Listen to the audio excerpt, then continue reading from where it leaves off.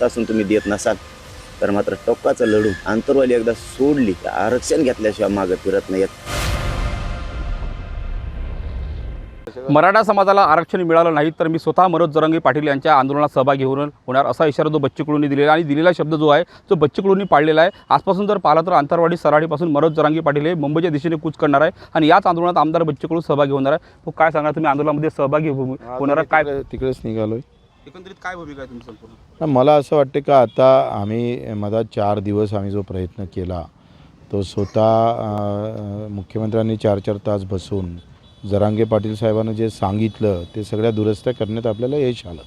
पण त्यांनी पुन्हा सांगितलं का याच्यात अधिक दुरुस्त्या करावं लागेल. मी काही तज्ज्ञ लोकांना विचारतोय आणि काल ते काही दुरुस्त्या सांगणार होते त्याचा आमचा समन्वय साधला गेला नाही. त्या अंतिम दुरुस्त्या त्यांनी सांगितल्या तर मला वाटतं एक धोरणात्मक निर्णय होईल आणि समाजाचं त्याच्यात भलं होईल असं मला वाटतं. त्यांनी दिलेल्या सूचना सरकार मला वाटतं मान्य करेल आणि एक चांगला निर्णय मोठं यश जरांगे पाटलाच्या आंदोलनाला भेटेल.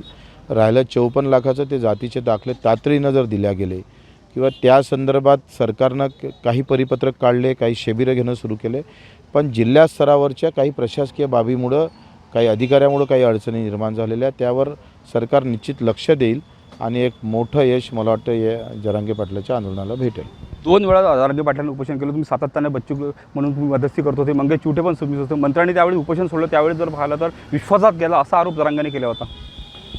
नाही असं म्हणता येणार नाही कारण त्यांनी जे म्हटलं होतं सगळे सोयरेच्या बाबतीत त्यांना नेहमी म्हणायचं होतं का सगळे सोयरे बाबतीत आम्हाला स्पष्ट सांगा आणि ते स्पष्ट सांगितलं तर दुरुस्त्या आपण केल्या. त्याच्यानं फक्त एक राहिलं का 54 लाख जे जातीचे दाखले द्यायला गेले पाहिजे होते किंवा त्या नोंदी घरपोच दिल्या गेल्या पाहिजे होते त्या झाल्या नाही आणि ते प्रोसेस आहे आपलं ते नियमित चालणारं काम आहे. त्यावर थोडं मला वाटतं दोनही बाजूनं त्याची चर्चा घडून एक सकारात्मक पाऊल टाकलं गेलं पाहिजे. सरकार मराठा आरक्षणाबद्दल वेळकाळू धोरण करत आहे?